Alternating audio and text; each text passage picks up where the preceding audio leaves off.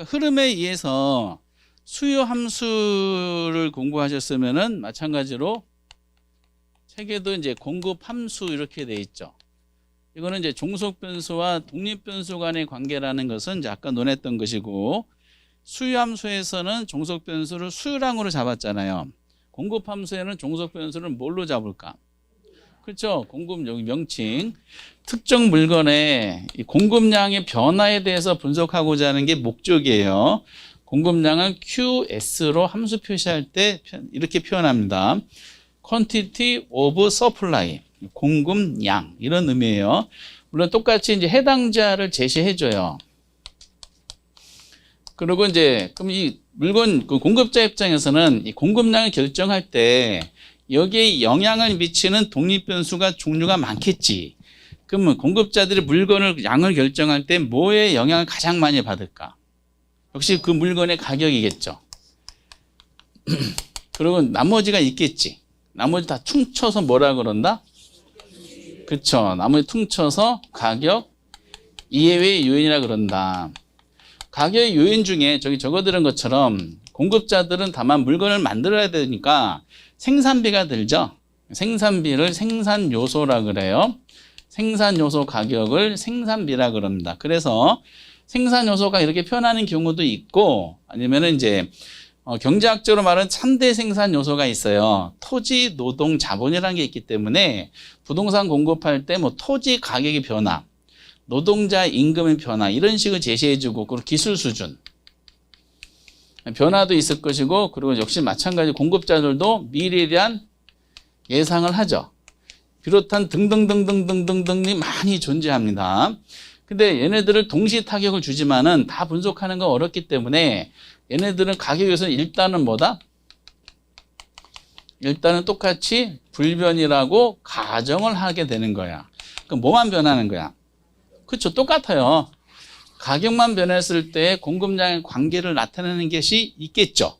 하나의 기준을 삼기 위해서 이 관계를 우리가 뭐라 그런다? 아까 우리가 수요함수 다음에 뭘 논했어요? 수요함수 다음에 수요 법칙을 논했잖아. 그럼 공급함수 다음에 뭐 해야 돼? 공급 법칙을 논해야 될 거 아니에요. 똑같아요. 공급 법칙. 이렇게 하시면 돼요. 그래서 여러분들 공급 법칙은 체크해 놓으셔야 돼. 수요만큼 풍부하게 언급하지 않는 게 공급이다 보니까 기본적인 거를 종종 내요. 그래서 공급 법칙이 오른쪽에 그 97페이지 그림이 있고요. 그림 바로 동그라미 3번이 있죠.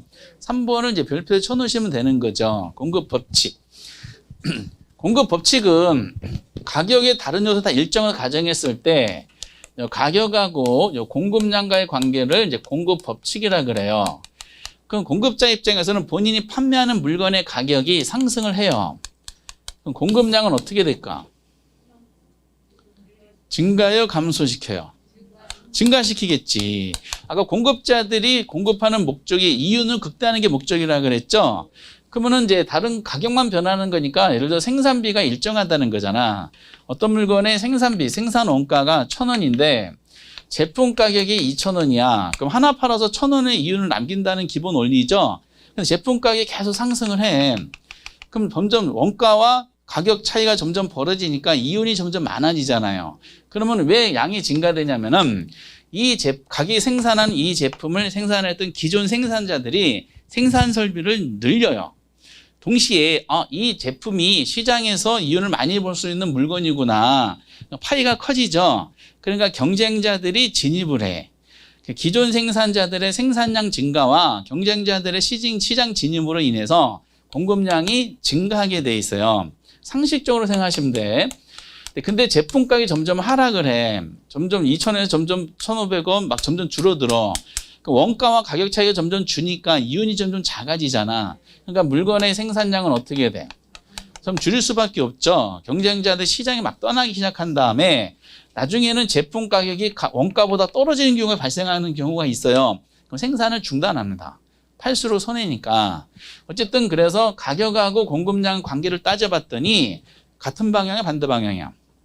같은 방향이죠? 가격 상승 플러스면 얘도 증가 플러스고 얘는 마이너스면 얘도 같이 마이너스죠. 이처럼 가격과 공급량과의 같은 방 움직인다는 것을 정해관계라 그래요. 가격과 공급량과의 정해관계를 우리가 공급 법칙이다라고 얘기하게 되고요.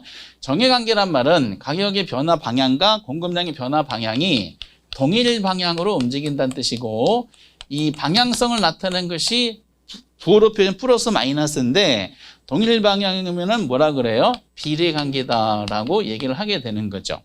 근데 그 다음에 이 말로 설명하는 것보다 100여 년 전에 미시경제학의 아버지라는 이제 마샬이라는 사람이 옛날에는 이제 19세기 중반 이전에는요, 경제학이 전부 다 수학적으로 증명하는 학문이어가지고 대중화가 안 됐었다 그러더라고요. 근데 마샬이라는 사람이 등장하면서 경제학을 많이 대중화시켰는데, 대중화시킨 계기가 모든 논리를 그래프로 설명하기 시작했어요. 그래서 공급 법칙을 말로 하지 말고 그림으로 한번 전개해보자. 그래서 나온 게 뭐다? 공급 곡선이야. 아까랑 똑같죠?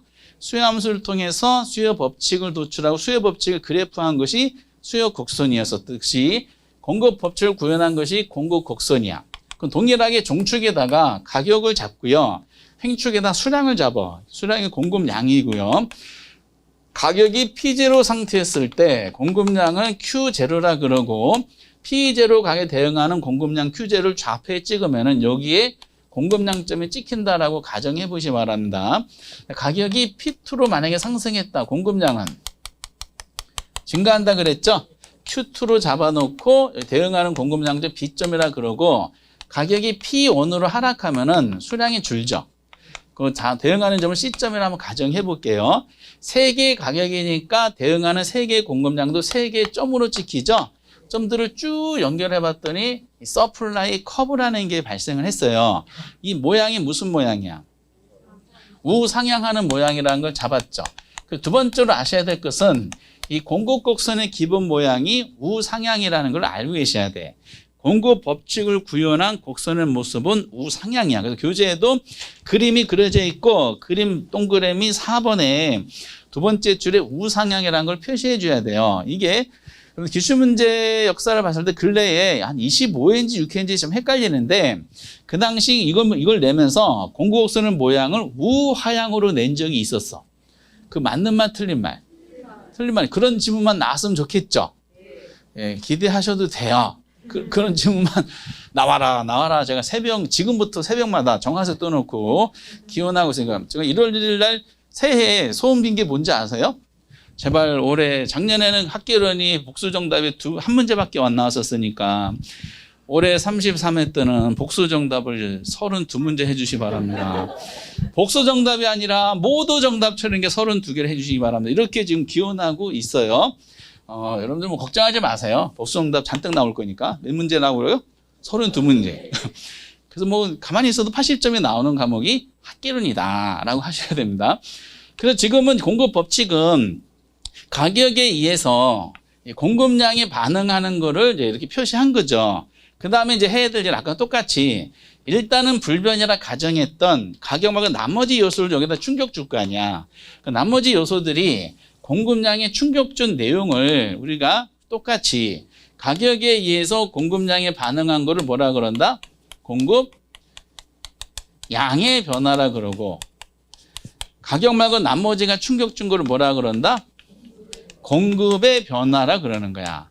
아까 수요량의 변화와 수요의 변화를 구별하는 것처럼 공급량의 변화와 공급량의 변화도 똑같은 방식으로 접근하시면 돼요. 다만 수요는 우하의 형태로 눈에 띈 비에 이런 우상의 형태로 모양만 바꿔놓은 다음에 하시면 되는 것이에요. 그래서 교재에 8페이지에 양가로 5번에 공급량의 변화와 공급의 변화가 나온 것이고요. 이것도 별표 쳐야 되죠. 그러면 99페이지에 공급의 변화 요소가 이제 등장하게 되는 거죠. 그래서 이제 공급선의 모양 아까 나왔던 것이고, 이제 이거 똑같은 논리로 이제 접근하는 겁니다. 그러면은 이 공급량의 변화는 여기가 공급량이 변한 거잖아. 원인이 뭐야? 가격이 변해서 공급량에 반응하는 거를 곡선상에서 무슨 점의 이동을 지금 나타내고 있죠?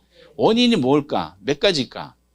하나. 그건 뭐다? 해당자와. 해당재와 가격 변화에 의한 공급량의 변화를 어떻게 표현해? 곡선상에서의 점을 나타내는 게 똑같아요. 그런데 공급 변화는 해당재와 가격은 변하지 않고 고정으로 묶어놓죠. 묶어놓은 다음에 이렇게 이루어지는 공급선 자체가 얘가 가격은 그대로인데 어떤 원인의 공급량이 증가하는 경우 나타날 수 있겠죠. 근데 오른처럼 공급량이 증가한 거를 곡선상의 점이동으로 표현하는 것이 아니라 공급선을 벗어난 외곽 지점에 요 지점이 존재하죠. 그러면 공급량이 변한 걸 나타내는 방법은 어떻게 돼요? 우상향 형태를 가지는 공급선 모양을 어느 쪽으로? 우측으로, 수평으로 계속 이동시켜. 이동시키다가 부러졌다. 큰일 났다. 원장님한테 맞아 죽기 전에 새로운 대체제로 빨리 수정해야지. 이렇게. 그래서 우측으로 이동했죠. 그 곡선이 우측으로 이동하면은 기존보다 공급량이 늘어났죠. 이 공급이 증가했다 그럽니다. 어떤 원인에 의해서 해당 정확한 그대로인데 양이 줄어드는 경우가 있죠. 그러면 요 지점이 공급량점이다 가정하면은 이것도 공급량이 Q1으로 줄어든 거는 곡선상의 점이동으로 나타낼 수 있는 공급량의 변화에 비해서 공급 변화는 곡선상의 점의 이동으로는 요 지점을 공급량이 준 걸 표시할 수가 없죠. 그럼 공급량이 준 걸 표시하려면은 우상 형태를 가진 곡선 모양을 어느 쪽으로? 좌측으로 계속 이동시켜. 이동시키다가 B점을 지난 곡선 하나를 다시 그리는 형식으로 하면 되죠. 여기 있던 곡선이 일로 옮겨왔죠. 그럼 이쪽이 좌측 이동이야, 우측 이동이야? 좌측 이동하면은 공급량 기존보다 줄어들었죠. 공급이 감소했다 그럽니다. 그럼 여기도 공급량이 변한 건 마찬가지잖아. 행축의 반응이 공급량이 변하니까. 근데 원인은 뭐는 제외시켜야 돼? 그렇죠. 해당자와 가격은 제외시켜야 되죠. 다른 요소에 의해서 공급량이 변했잖아. 어떻게 변한다? 곡선 자체 이동으로. 자체 이동인데 똑같아요. 수요랑. 우측 이동은 뭐다? 증가. 좌측 이동은 감소가 되는 겁니다. 그래서 다 똑같아요. 그럼 두 가지를 구별하는 문제는 이것도 뭐만 찾으면 돼? 해당 지하만 찾으면 돼. 해당 지하가 뭔지를 찾으면은 금방 잡히죠. 그래서 이게 근래에 한번 요거를 출제위원이 친절하게 단독으로 냈어요. 이거 교재에도 있는데 친절 다이렉트로 문제 보니까 공급 변화 요인과 공급량의 변화 요인이 옳게 묶인 거 이렇게 설명이 돼 있죠. 그러면 이 문제가 딱 나오자마자 반가웠을까? 반가웠겠지. 다만 이거를 반가운데 내 실력으로 과연 얼마 만에 풀면 될까? 주어진 조건은 1분짜리 문제겠죠. 모든 문제가. 과연 풀 수 있어. 그러면 어느 쪽을 살펴봐야 돼? 공급량의 변화를 살펴봐야 돼? 공급의 변화를 살펴봐야 돼? 공급량의 변화를 살펴봐야 돼. 왜? 공급량의 변화 원인이 하나밖에 없으니까. 그럼 그 다음에 찾아야 될 것은 뭘 찾아야 돼? 아니, 해당 지하가 뭔지를 찾으라 그랬잖아. 문제에서 주어진 해당 지하가 뭐야? 주택이 주어졌죠. 이게 해당 지하야. 그러면 공급량의 변화를 눈에 확 띄시고 그중에 주택 가격의 변화를 찾으면 되죠. 제시된 것 중에 주택 가격 변화가 몇 번밖에 없어? 1번밖에 없어. 그러니까 이게 공급량이 나머지 공급이 변하겠지. 그렇기 때문에 정답은 1번이 되는 겁니다. 푸시는데 제가 직접 들은 얘기로는 진짜 그분이 맞는지 모르겠는데 그냥 보자마자 3초도 안 걸렸어요. 이런 얘기가 나올 정도야. 이게 이제 다 똑같은 내용이기 때문에 그렇죠. 이거 또 나오면은 어쨌든 20초 안에 풀 수 있겠어요? 그쵸? 20초 안에 푸셨으면은 40초가 세이브 됐죠? 40초는 못 풀 때 할당하시면 돼. 아니. 민법.